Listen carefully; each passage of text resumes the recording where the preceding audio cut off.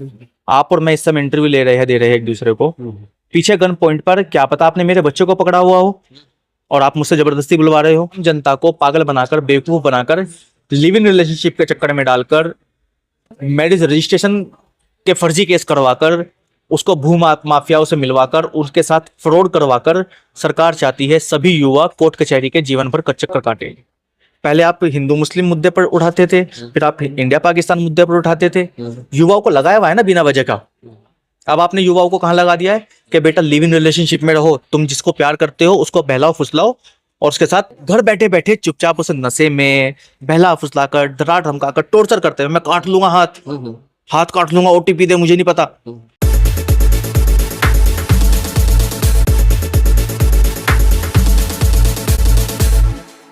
ए, B और सी बहुत आसान लग रहा होगा।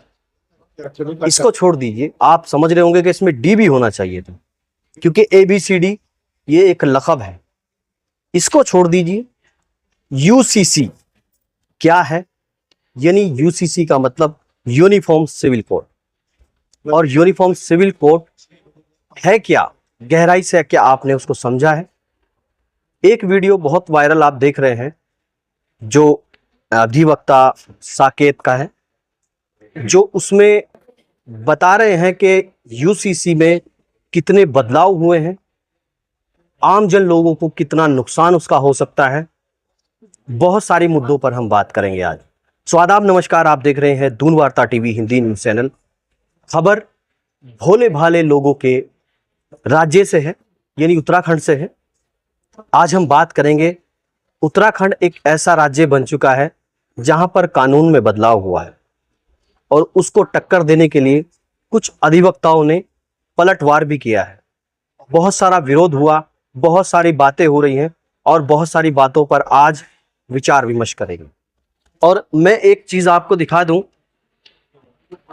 ये 30 पेज है। अगर आप अपने किसी डॉक्यूमेंट्स में फेरबदल कराते हैं, यानी अगर आप अपनी डेट ऑफ बर्थ को आगे पीछे कराते हैं या नाम में किसी मात्रा को लेकर आगे पीछे कराते हैं, तो आपको ये 30 पेज का जो प्रोसेस है उससे गुजरना होगा। इसी मुद्दों पर बात करेंगे। हमारे साथ अधिवक्ता साकेत जी हैं, साकेत गुप्ता जी। गुप्ता जी, एक बहुत वीडियो आपका वायरल हो रहा है जिसमें लोग उसको बढ़ चढ़ के देख रहे हैं और कहीं ना कहीं जो यूसीसी कानून है उसके बारे में आपने बहुत विस्तार से बताया है। हम बात करेंगे ये 30 जो पेज है, सबसे पहले हम इसी पे बात करते हैं, ये क्या चीज है? सर, सबसे पहले तो मैं आपको यूसीसी की जो फुल फॉर्म है उसका मतलब समझाना चाहूंगा। ये जो यूनिफॉर्म वर्ड जो यूज किया गया है ना, आप जानते हैं स्कूल में यूनिफॉर्म क्यों यूज कराई गई है? ताकि अमीर गरीब के बच्चों में एक भेदभाव अलग ना दिखाई दे। गरीब बच्चा है, वो बेचारे के पास 1 2 3 जोड़ी ही कपड़े हैं, उससे ज्यादा कपड़े नहीं है, तो वो रोज रोज वही कपड़े बदल कर नहीं आ सकता है। वो वही कपड़े पहनता रहेगा 1 2 जोड़ी, क्योंकि उन 3 जोड़ी में से 1 जोड़ी तो उसके कपड़े हुए होता है जो कहीं आने जाने के लिए उसको पहनने, किसी शादी ब्याह में, फंक्शन के लिए। अमीर आदमी रोज नए नए कपड़े पहनकर आएगा। तो एक यूनिफॉर्म एक ऐसा कल्चर बनाया गया कि भाई सब लोग एक जैसे दिखाई दे, सेम वही यूनिफॉर्म है। यहाँ पर सभी क्रिमिनल के साथ खड़े हुए आम जनता, भोली वाली जनता, सब एक जैसे दिखाई देंगे। आप क्रिमिनल नहीं पहचान पाओगे। क्यों नहीं पहचान पाओगे? क्योंकि आपके दिमाग में एक चीज डाल दी गई है कि हम लोग रजिस्ट्री को ऑनलाइन करना चाह रहे हैं और वकील विरोध कर रहे हैं। हम आपके माध्यम से जनता तक मैं क्या पहुंचाना चाहूंगा, हम लोग ऑनलाइन होने का या फिर पेपरलेस होने का बिल्कुल विरोध नहीं कर रहे हैं। हम विरोध कर रहे हैं उस प्रोसेस का। वही 30 पेज वाली बात पर हम आते हैं। सपोज करते हैं ये मेरा सेलडीडी एक डॉक्यूमेंट है जो 30 पेज की मैंने रजिस्टर्ड कराई है। 30 पेज इसमें लगभग आम तौर पर इतने पेज का एक डॉक्यूमेंट बन जाता है। ये 30 पेज मेरा आपने ऑनलाइन कर दिया, आपने 30 पेज बचाए हैं। बहुत अच्छी बात है, क्योंकि दिन में 200 डॉक्यूमेंट हो रहे हैं, तो आपने 30 नहीं 60,000 पेज लगभग आपने बचाए। ये बहुत अच्छा कदम है, मैं सपोर्ट करता हूं। लेकिन जिस समय मेरा सेल डीड एग्जीक्यूट हो गई है, मेरे पास ओरिजिनल डॉक्यूमेंट आ गया है, अब मुझे गैस कनेक्शन में अपना एड्रेस चेंज कराना है। मैं इस 30 पेज की फिर से फोटोकॉपी करा रहा हूँ और गैस कनेक्शन में इसको लगा रहा हूँ। मेरे को अपना आधार कार्ड में अपना एड्रेस चेंज कराना है, मैं उसमें 30 पेज की फिर से फोटोकॉपी लगा रहा हूँ। मुझे पैन कार्ड में अपना एड्रेस चेंज कराना है, मैं 30 पेज की फिर से फोटोकॉपी लगा रहा हूँ। मुझे नगर निगम में अपना नाम चढ़वाना है, मैं 30 पेज की फिर फोटोकॉपी लगा रहा हूँ। मुझे तहसील में अपना नाम चढ़ाना है, मैं 30 पेज की फिर फोटोकॉपी करा रहा हूँ। मुझे बिजली बिल में अपना नाम एडिट कराना है, मैं उसमें 30 पेज की फिर से फोटोकॉपी करा रहा हूँ। मुझे अपने पानी के बिल में 30 पेज की फिर से फोटोकॉपी लगानी है अपना नाम बदलने के लिए। इसके बाद सेलर और परचेजर आए हैं तो वो भी बोलते हैं एक सर फोटोकॉपी मुझे दे दीजिएगा, एक फोटोकॉपी मुझको दे दीजिएगा। एक से ज्यादा सेलर हो गए तो वो भी नंबर ऑफ फोटोकॉपी से बढ़ती चली जाएगी। सीए के नाम पर, टीडीएस के नाम पर ये फोटोकॉपीज के सेट बढ़ते चले जाएंगे। क्या वास्तव में पेपरलेस हो गया है? जिस डॉक्यूमेंट को गवर्नमेंट का डिपार्टमेंट का है ना, ये गवर्नमेंट एक डिपार्टमेंट है रजिस्ट्रार ऑफिस, उसने एक डॉक्यूमेंट को एग्जीक्यूट किया है जिसको वो अपने साइट पर उसने अपलोड कर दिया है। तहसील भी गवर्नमेंट का डिपार्टमेंट है, नगर निगम भी, बिजली का विभाग भी, पानी का विभाग भी, ये सब आपके गवर्नमेंट विभाग ही है ना। तो आप इसको ऑनलाइन वेरीफाई क्यों नहीं कर रहे हैं? मुझसे 30 पेज का एक फोटोकॉपी का सेट आप क्यों ले रहे हैं बार बार?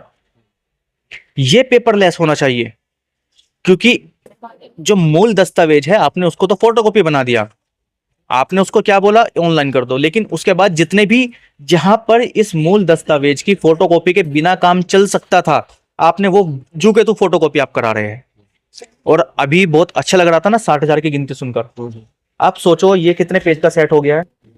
1 2 3 4 5 6 7 7 या 21, लगभग 200 पेज मान लेते हैं। 200 पेज तो एक सिंगल डॉक्यूमेंट में हो रहे हैं। आप बोलो 200 पेज होने हैं 4 लाख। आप 60,000 के पीछे पड़े हो, लेकिन 4 लाख के पीछे नहीं।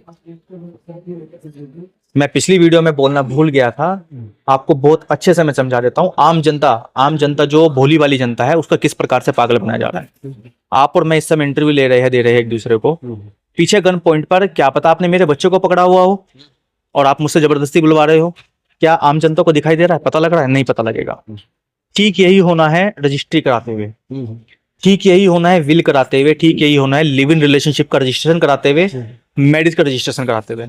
कौन कैमरे के पीछे आपको किस प्रकार से फोर्स कर रहा है, आप पर दबाव डाल रहा है, आपको मेंटली टॉर्चर कर रहा है, क्या समझ पाओगे आप? आप खुद सोचो, आपका बच्चा पीछे कैमरे के पकड़ कर खड़ा हुआ है कोई चाकू की नोक पर, बंदूक के दम पर उसने आपसे sale deed, gift deed, power of attorney, will, marriage, relationship का रजिस्ट्रेशन, ये कुछ भी करा लिया। क्या आप साबित कर पाओगे मैंने नहीं करा ऐसा?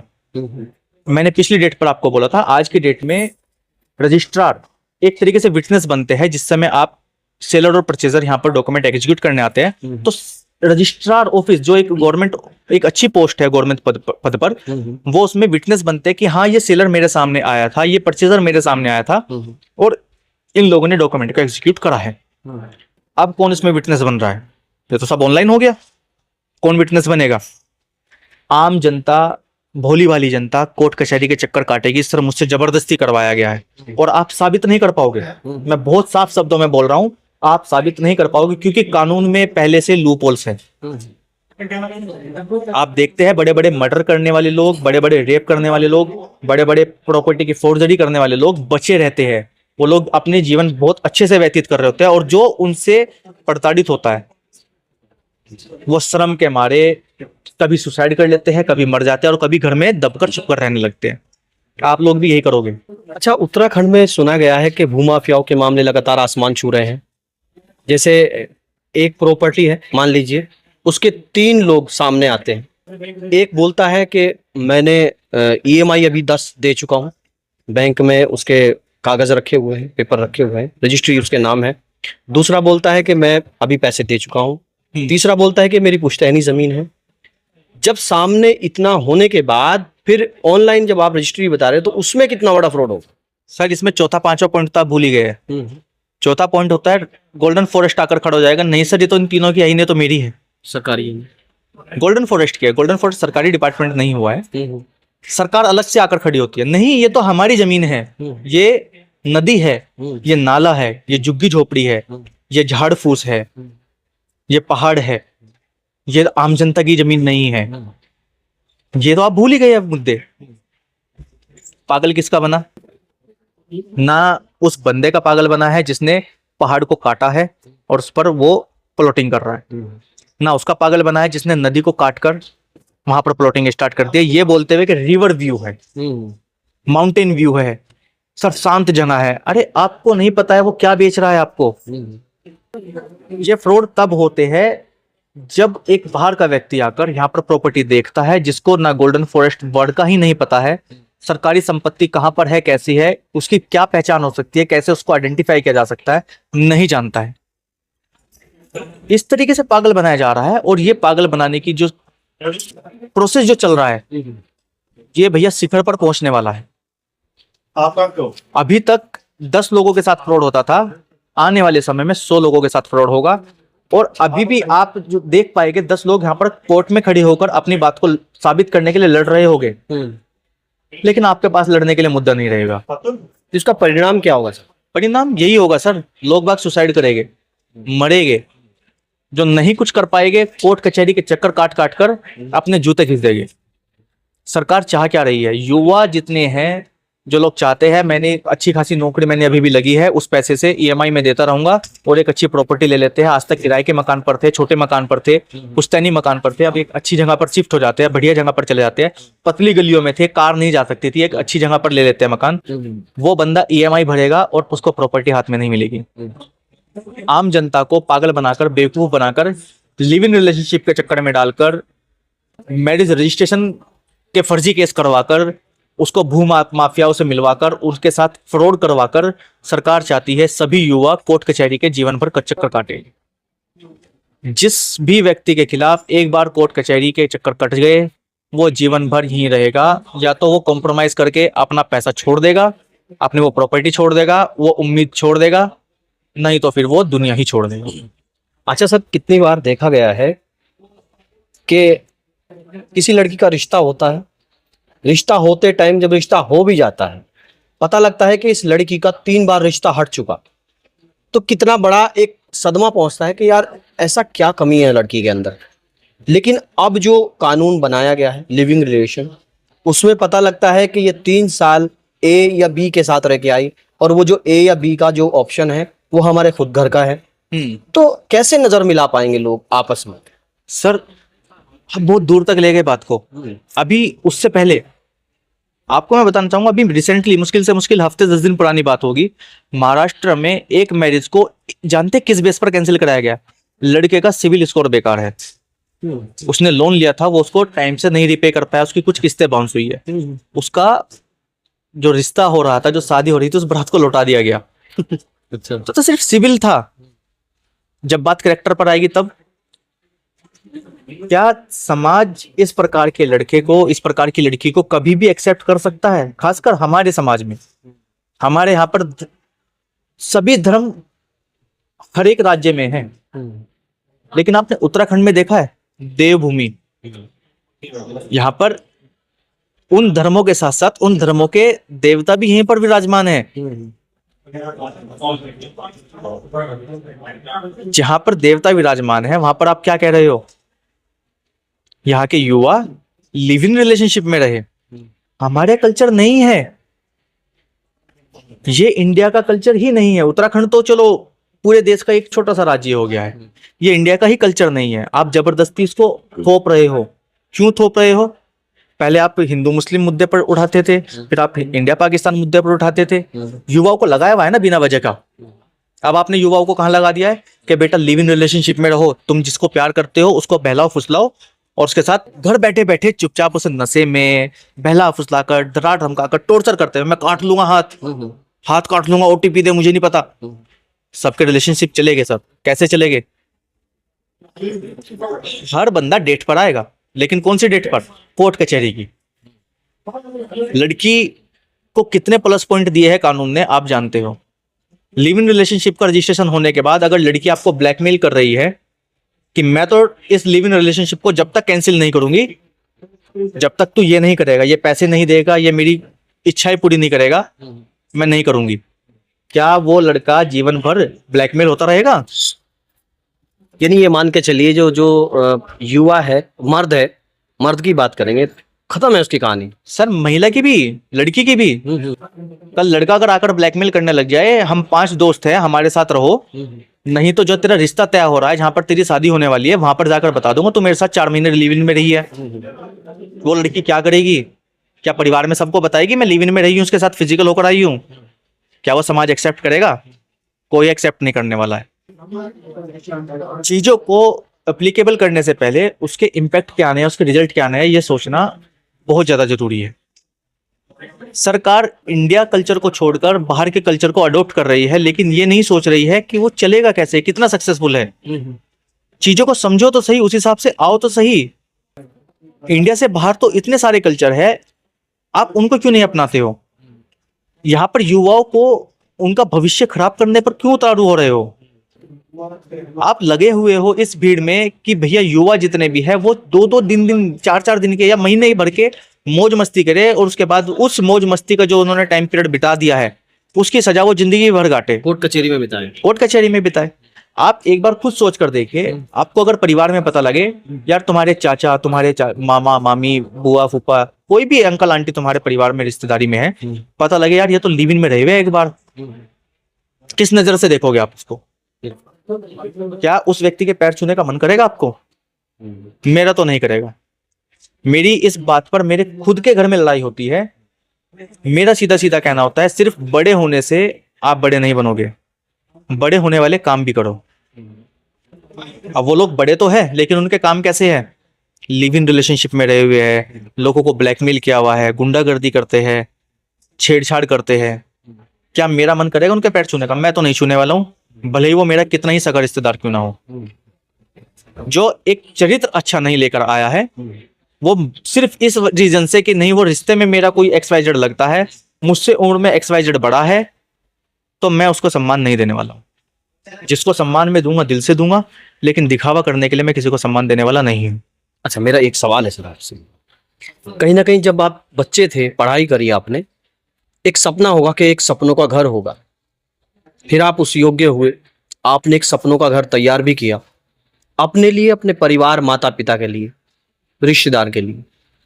और लिविंग रिलेशन का अभी हमें जो जहाँ तक मालूम हुआ है कानून कि लिविंग रिलेशन का रजिस्ट्रेशन कराने के बाद आप किसी के भी घर में घुस जाइएगा, आप उसको मना नहीं कर सकते। सपोज करिए कि लिविंग रिलेशन में कोई व्यक्ति वो आपका कट्टर दुश्मन है, जो आपकी तरक्की ही चाहता नहीं, और वो आके आपके घर में लिविंग रिलेशन को कह दे कि भाई मैं रजिस्ट्रेशन करा के आया हूँ, आपके पास रहना है। क्या वो करोड़ों का घर आपने उनके लिए बनाया है? क्या इस कानून पे क्या कहेंगे? सर करोड़ों का घर तो आप छोड़ो, क्या मैंने इमेज इसलिए बनाई है? आज तक मैं एक सम्मानित व्यक्ति के रूप में अपना जीवन व्यतीत करता आया हूं, क्या इसलिए कि कल कोई भी एक कपल आएगा और मेरे घर में आकर बैठ जाएगा और कहेगा मेरे को तो अधिकार है? क्या आप मना कर पाओगे उसको? सर कैसे मना कर पाऊंगा? आप तो उसको कानूनी प्रोटेक्शन दे रहे हो। आप क्या दे रहे हो उसको? कानून का प्रोटेक्शन दे रहे हो। किस चीज के लिए? कि तुम गलत कार्य करो, हम तुम्हारे साथ है। युवा को धकेल दिया गया है कहां? उस खाई में जहां से निकलने का कोई रास्ता ही नहीं है। मैंने अपना घर, अपना परिवार इसलिए थोड़ी ना बनाया कि मेरे घर आकर कोई भी बैठ जाए। मैं बोल रहा हूँ वो अपने ही घर जा रहा है, चलिए। क्या उसके बाप ने इस चीज के लिए उसको आज तक पाला पोसा था कि वो मुंह काला करवा रही है? देखो, भागकर शादी करना एक अलग चीज है, लेकिन भागकर लिव इन रिलेशनशिप में रहना एक अलग चीज है। क्योंकि लिव इन रिलेशनशिप आपकी मैरिज में कन्वर्ट होगी या नहीं होगी, वो तो उस टेस्ट ड्राइव पर डिपेंड कर रहा है। आप जो टेस्ट ड्राइव लेने बैठ गए हो ना, जैसे कार लेने के लिए जाते हैं, टेस्ट ड्राइव लेते हैं, तो आप इस समय टेस्ट ड्राइव में बैठे हो। आपको कार पसंद आएगी आप खरीदोगे, आप नहीं पसंद आएगी तो आप टेस्ट ड्राइव कर, जबरदस्ती तो आप लेकर नहीं आओगे ना उस गाड़ी को कि नहीं आपने टेस्ट ड्राइव लिया आप उसको खरीदोगे, नहीं है ना ऐसा कुछ। तो यही होना है। अच्छा, जैसे सिविल की बात करी थी आपने, कहीं ना कहीं ये तो सिविल अभी 5-7 साल से ही मालूम पड़ा है कि सिविल भी डाउन हो जाता है, लेकिन सिविल को ये अगर माने तो वो एक इज्जत भी होती है इंसान की। बिल्कुल है। अगर बहुत अच्छा सिविल है यानी अच्छा इंसान है, अच्छे कर्म किए हैं, मरने के बाद भी कहते हैं कि यार उन्होंने अच्छे कर्म किए हैं, तो उसका मान लो सिविल बहुत टॉप क्लास का है। और जैसे अभी आपने बताया कि किसी की प्रॉपर्टी दबाई है, किसी का फ़ोन चुराया है और फिर बाद में लड़ाई की है, गुंडागर्दी की है, तो यानी मानो सिविल डाउन है।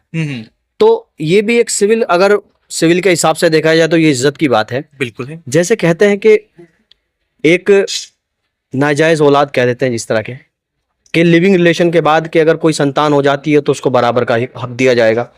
जब उनकी शादी नहीं हुई तो क्या इज्जत को या सिविल को उथल पुथल कर दिया गया? सर वो बच्चा क्या कहलाएगा, ये रिश्ता क्या कहलाएगा? बच्चे को जीवन भर ये क्वेश्चन पूछना जाएगा, तेरा बाप कौन? वो जिसके साथ तेरी माँ पहले रिलेशनशिप में रही थी वो, या वो जिसके साथ तू अब रह रहा है वो? सिविल नहीं, ये आपका चरित्र है, आपका करेक्टर है। राम चरित्र मानस राम के चरित्र को दर्शाती है। रावण के पास क्या कमी थी? सबसे बड़ा ब्राह्मण था, सबसे बड़ा ज्ञाता था, जितनी अपार शक्तियां उसके पास थी, भगवान श्री राम तो उसके हिसाब से कुछ भी नहीं लेकर आए थे अपने हाथों में। एक आम मानव के रूप में वो पैदा हुए थे, जीवन व्यतीत कर रहे थे। रावण के पास तो इतनी अपार शक्तियां थी, क्या था? कुछ कमी नहीं थी। काल को, शनि को उसने अपने कैदी बनाया हुआ था। क्यों हारा? चरित्र। एक चरित्र खराब होने की वजह से भगवान श्री राम रामचरित्र मानस के हिसाब से एक महापुरुष कहलाए, और रावण इतना बड़ा ज्ञाता होने के बाद, इतना शक्तिशाली होने के बाद, इतना बड़ा योद्धा होने के बाद भी उसको हर साल हर लोग देखते हैं दशहरे पर जलाया जा रहा है। कोई अपने बच्चों का नाम रावण नहीं रखना चाहता है, रावण रखना कोई पसंद नहीं करता है। क्यों नहीं करते हैं? एक बहुत बड़ा ब्राह्मण था, क्यों नहीं रखते हो ब्राह्मण के नाम पर? क्योंकि उसका चरित्र खराब था। तो ये चरित्र है। आप चरित्र की डेफिनेशन को पुराने जो हमारे ग्रंथ रहे हैं वहां से देखो ना, चीजों को देखो, मैन्युपुलेट किया जा रहा है। आपको सही मुद्दे से हटाकर गलत मुद्दे की तरफ बहकाने में लगा दिया जा रहा है। सरकार अगर कल बोल दे कि, एक चीज आपने सुनी होगी, बहुत अच्छा याद आया मेरे को बीच में, सरकार हाई टैक्स लगाती है किन चीजों पर? जितने भी सिगरेट है, अल्कोहल्स है, और इनके पीछे रीजन जानते हो सरकार क्या देती है? कि चीजें जितनी ज्यादा महंगी होगी ये उतनी ज्यादा कम अफोर्डेबल बनेगी, आप इनको उतना कम खरीदोगे, इसलिए हम इन पर ज्यादा टैक्स लगाते हैं। यहाँ पर आप क्या कर रहे हो? चीजों को, गलत चीजों को और सस्ता कर रहे हो। गलत काम करने को आप और इजी बना रहे हो। आप यहाँ पर भी इजी करो ना। अगर आप उनका भला ही चाहते हो, आम जनता का, तो आम जनता तो ड्रग्स भी लेना चाहती है। ना जाने कितने युवा है जो ड्रग्स के आदी हो चुके हैं, नशा मुक्ति केंद्र में पड़े हैं। उनको करने दो ना फिर नशा, क्यों नहीं करने दे रहे हो? हम चाहते हैं कि मेरे को बाहर से शराब खरीद कर लेकर आता हूँ, महंगी पड़ती है, मैं अपने घर पर बनाऊंगा, कच्ची दारू बनाकर जो लोग बेचते हैं, आप उसको अलाउ कर दो ना। फिर क्यों अलाउ नहीं कर रहे हो? सस्ती पड़ेगी ना, इजी प्रोसेस हो जाएगा। बहुत इजी हो जाएगा, बहुत इजी हो जाएगा ना। तो इजी प्रोसेस के चक्कर में जनता का पागल बनाया जा रहा है। सरकार अपना पल्ला झाड़ेगी, मैं बहुत साफ शब्दों में आपको बोल रहा हूँ। कितने भी नियम कानून यहाँ पर लगाए जाते हैं, सिर्फ ट्रायल के लिए लगाए जाते हैं। हम इंसान नहीं, हम तो चूहे हो गए हैं, बंदर हो गए हैं, कि किसी भी दवाई का एक्सपेरिमेंट करना है उत्तराखंड वासियों पर लगा दो। कहा जाता है भोली भाली जनता है। भोली भाली जनता है सर, वास्तव में उत्तराखंड के निवासी जितने भोले हैं कहीं नहीं देखे होंगे। कितनी भोली जनता है कि एक बाहर से डीलर आता है, वो बोलता है कि तेरी जमीन के मैं इतने पैसे दे दूंगा, ऐसे दे दूंगा, वैसे दे दूंगा। जिस जमीन से उसको रोजगार मिल रहा था वो उसको दे देता है, बेच देता है। जोशीमठ में क्या हुआ? किसी भी रीजन से वहां पर भूकंप आया, सब चीजें खराब हो गई, लोगों ने घर छोड़ दिया ना। क्यों नहीं? कितने लोग ऐसे थे जो सरकार के घर पर जाकर बैठे, उन्होंने धरना दिया, हम तो तेरे घर में अब रहेंगे। नहीं बैठे ना। इतनी भोली जनता है, उन्हें जहां पर बैठने के लिए बोला गया वो वहां पर बैठ गए। टिहरी डैम बनाया गया, कितने लोगों ने वहां से प्लान किया। सरकार के एक आदेश पर जो भी उन्होंने भूमि दी, जहां पर भी दी, जैसी भी दी, कम दी, ज्यादा दी, ले ली ना सब लोगों ने, छोड़ दी ना अपनी जमीन। इतनी भोली जनता है हमारे यहाँ पर। यानी यूं कहें तो 10 रुपए का टैक्स लगाकर जिस वक्त विरोध होगा 10 रुपए बढ़ा दिए गए, उस टाइम 3 रुपए कम कर दो, बस 7 रुपए ऑटोमेटिक बढ़ गए। बस होना यही है। देखो, सबको ये बात बोली जा रही है कि हम चाहते हैं पेपरलेस होना, और अधिवक्ता चाहते हैं पेपरलेस ना हो। हम पेपरलेस होने पर विरोधी नहीं है, हम विरोधी है इस चीज के, जहां पर पेपरलेस हो करके आपका काम चल सकता था, जिसमें कोई आपत्ति नहीं आनी थी, वहां पर आप पेपरलेस नहीं कर रहे हो। ये 200 पेज का बंच आप पेपरलेस कर सकते हो, यहाँ पर आप नहीं कर रहे हो। लेकिन ये 200 पेज की फोटोकॉपी जिस डॉक्यूमेंट की हुई है, जिस मूल डॉक्यूमेंट की हुई है, आप उसको पेपरलेस करने में लगे हुए हो। मेरे को तो फिर भी उसका प्रिंट आउट करना है, मुझे तो फिर भी ये 200 पेज का सेट अभी भी बनाना पड़ रहा है, फिर कहाँ पेपरलेस आपने कर दिया है। आम जनता का पागल बनाया जा रहा है ताकि जो बड़े बड़े डीलर्स है, बड़े बड़े जो प्रॉपर्टी डीलर्स है या बीच के भू माफिया है, इन लोगों का कट इनको रेगुलर मिलता रहे। पीजी पैसिफिक गोल्फ स्टेट का अभी एक न्यूज में आया है कि ये जमीन जो है इन्होंने गलत तरीके से परचेज की है। कितनी सही है कितनी गलत है अभी मैं वास्तव में बोल रहा हूँ, मुझे इस बारे में कोई जानकारी नहीं है क्योंकि दस्तावेज मेरे पास नहीं है। पैसिफिक गोल्फ अपने डॉक्यूमेंट्स दिखाएगा अपने आप को सही साबित करने के लिए, अगर वो पर्याप्त दस्तावेज प्रस्तुत करता है तो सब चीजें क्लीन चिट मिल भी जाएगी, ऐसी कोई बड़ी बात भी नहीं है। लेकिन नहीं दिखा पाएगा तब क्या पैसिफिक गोल्फ के लोगों ने प्रॉपर्टी परचेज करते हुए गलती करी? उन लोगों ने तो अच्छा बोनाफाइड परचेजर हम बोलते हैं, उनसे ज्यादा बोनाफाइड परचेजर कौन हो? उन्होंने एमडीडे का मैप भी देखा है, उन्होंने रेरा का लेआउट प्लान भी देखा है, उन्होंने डीएम की परमिशन भी देखी है, उन्होंने सारे की सारी जो प्रॉपर्टी का कंस्ट्रक्शन हुआ है वो सब चीजें भी देखी है, उन्होंने उनकी ओनरशिप भी देखी है, उन्होंने खतौनी भी देखी है, उन्होंने म्यूटेशन भी देखा है, सारी चीजें तो देख ली है। क्या रह गया था? क्या वो ये भी चीज चेक करे क्या जिस अधिकारी ने इसको परमिशन दी है उसने पैसे खाकर तो परमिशन दी है? क्या आम जनता ये चीज चेक करती घूमेगी? अब आज की डेट में वहां की सेल डीड पर रोक लगा दी गई है, जिसका कोई रिटर्न में डॉक्यूमेंट अभी नहीं आया है कि रोक लगनी है, लेकिन सेल डीड एग्जीक्यूट होनी बंद हो गई है। जितने लोगों ने वहां पर फ्लैट लिए हैं, लगभग 1800-2000 फ्लैट वहां पर है, क्या उन आम जनता में से किसका नुकसान हो रहा है? सरकार का। सब लोग ये सोच रहे हैं कि हमारे जो 1-1, 2-2 करोड़ के फ्लैट है उनकी वैल्यू जीरो हो गई है, कल सरकार आएगी बुलडोजर चलाने वाली है। सरकार के ही तो लूप होल रहे हैं ना। आपने परमिशन देते हुए क्यों नहीं चेक किया? इतना बड़ा प्रोजेक्ट आपके शहर में चल रहा था जो पूरे देहरादून का सबसे बड़ा प्रोजेक्ट है, आपने पेपर किस बेस पर चेक किए? आपको इतने 2017 का 16 का प्रोजेक्ट है, आपको कितने टाइम के बाद आपको होश आ रही है? 9 साल के बाद। और अब आप दिखा रहे हो हमने पकड़ लिया। अरे पकड़ क्या लिया? तुम तो भागते चोर की लंगोट पकड़ रहे हो। वो तो कर चुका जो करना था, फ्लैट बेच चुका है वो तो सारे। क्या है अब उसके हाथ में? 2-4 फ्लैट बचे होंगे, लेकर सारे के सारे अधिकारी बैठ जाएंगे, फाइल बंद हो जाएगी। उन आम जनता का क्या? सरकार अपना पल्ला झाड़ने में इतनी फुर्ती दिखाती है आप समझ भी नहीं पाओगे। प्रॉपर्टी में गलत म्यूटेशन हो जाते हैं। आज देखोगे गोल्डन फॉरेस्ट की प्रॉपर्टी में म्यूटेशन हो रहे हैं। 2024 के म्यूटेशन में आपको दिखा सकता हूं बहुत सारी खतौनियों में, और डीलर यही चीज दिखाते हुए अरे सर देखो म्यूटेशन हो रहा है, कोई गोल्डन फॉरेस्ट नहीं है। और आम जनता उन गोल्डन फॉरेस्ट की प्रॉपर्टी को, उन सरकार की प्रॉपर्टी को, वो जो SC/ST से प्रॉपर्टी जब्त कर ली गई है, जो बिना परमिशन के खरीदी गई थी, वो प्रॉपर्टी आम जनता को बेची जा रही है, उनको भेड़ी जा रही है, उनको जबरदस्ती उसको प्रॉपर्टीज के नाम पर पैसा ऐंठा जा रहा है। आम जनता का पागल बनाया जा रहा है, बेवकूफ बनाया जा रहा है। इस प्रकार की प्रॉपर्टी हम लोग खरीद रहे हैं, हम लोगों का पागल बनाया जा रहा है पूरे तरीके से। और सरकार क्या कर रही है? जिस दिन आपने इस पर क्वेश्चन उठा दिया, सर ये तो गोल्डन फॉरेस्ट की थी, देखिए मेरा तो म्यूटेशन है, आप एक बार दिखाओगे सर मेरा म्यूटेशन है, 2 घंटे के बाद आप देख लेना भूलेख से आपका नाम हटावा मिलेगा। क्योंकि म्यूटेशन करना और हटाना तो आपके हाथ में है। आज आपने मेरा म्यूटेशन मुझे दिखा दिया, कल आपने हटा दिया। मैं आम जनता को फिर से कहना चाहूंगा, अभी तक मैंने नहीं बोलना चाह रहा था ये बात, आप लोग की जितनी भी डॉक्यूमेंट आप लोगों ने आज तक एग्जीक्यूट कराए हैं, जिसके आप ओनर हो, उसके जितने भी डॉक्यूमेंट है, चाहे वो सेल डीड है, चाहे वो नगर निगम का म्यूटेशन आपका हुआ है, चाहे वो तहसील का म्यूटेशन हुआ है, उनकी सर्टिफाइड कॉपीज निकाल कर रखिएगा। क्योंकि सरकार कब आपका नाम म्यूटेशन से गायब कर देगी आपको पता नहीं चलेगा, और आप सिर्फ सोचते रह जाओगे सर कल तक तो दिख रहा था, आज नहीं दिख रहा है। तहसील जाइएगा, अपनी सर्टिफाइड कॉपीज निकालिएगा अपनी खतौनी की।